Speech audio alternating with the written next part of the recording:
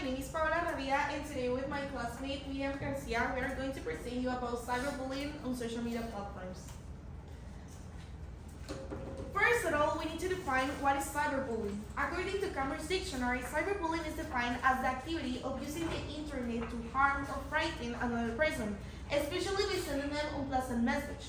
When we talk about bullying, we usually imagine situations about harassment that may occur during school breaks or maybe fight between students, situations that are even in some ways more easy to detect.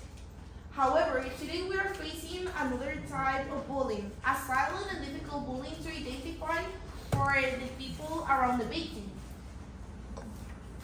Nowadays, teenagers spend a lot of time on social media platforms. In addition, due to COVID-19 pandemic, people around the world spend 20% more time on social media networks, which led to an increase in cyberbullying cases.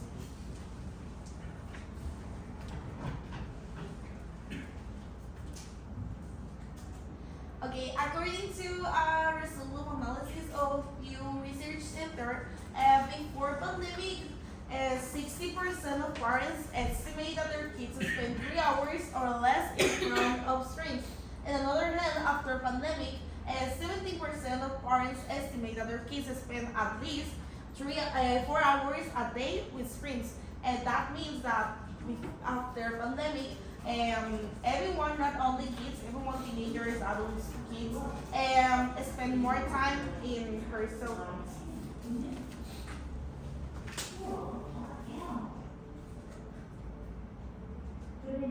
Well, now that the concept of cyberbullying is defined, it is important to define the effects that this problematic causes to have a better and a clear idea of the consequence and the possible alternatives to put in action in case someone near us is going through a similar situation. The attorney Behrman said in a report that these effects can also affect the people that witness cyberbullying happening to someone else due to the uncertainty and the preoccupation that it can also happen to them, as well the possible inability to help the person affected in a positive and useful way. And emotional and psychological effects. The author also mentioned that the main consequence that cyberbullying present affect the emotional, physical, psychological, and mental state of a person. Beginning with the psychological effects, this can cause the victim to feel various negative emotions and low self-esteem. They start to feel lonely and that no one can understand what they are going to the through. Situation that escalate to worse scenarios like hurting themselves and having suicidal thoughts. For the physical effects,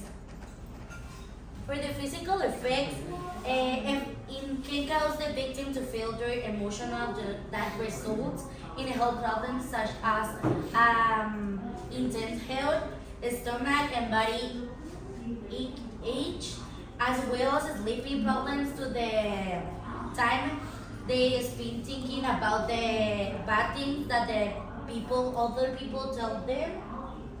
In the mother of emotional psychological effects, those are the ones that have a major percent and worse consequence on a victim. This problem causes victims to develop different problems like anxiety, depression, loss of concentration, shame, guilt, and many more desires to keep progressing.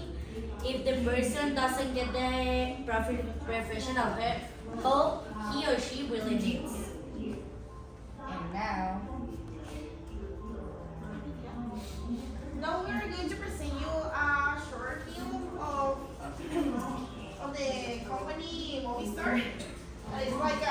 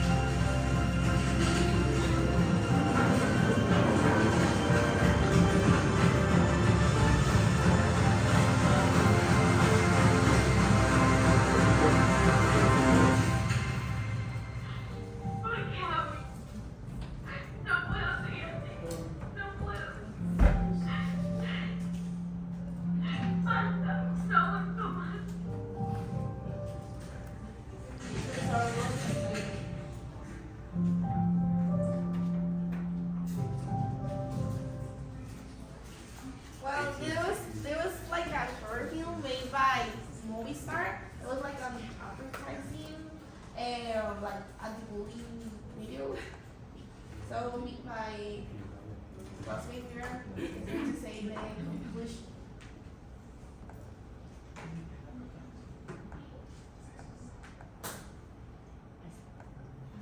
And being informed about these issues offer better tools to adults when dealing with this problem and opens possibility and dialogue that can be fundamental to prevent or learn how to deal with the bullying or cyberbullying.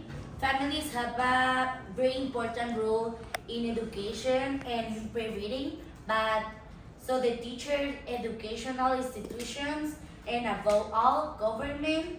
In conclusion, awareness in the key to preventing online bullying.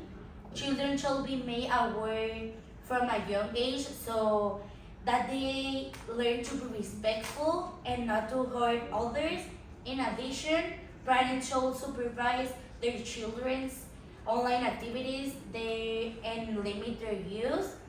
Most importantly, cyberbullying shall be report and without delay. This can prevent further incidents from occurring.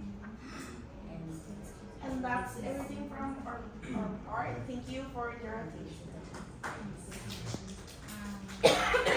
Okay, guys.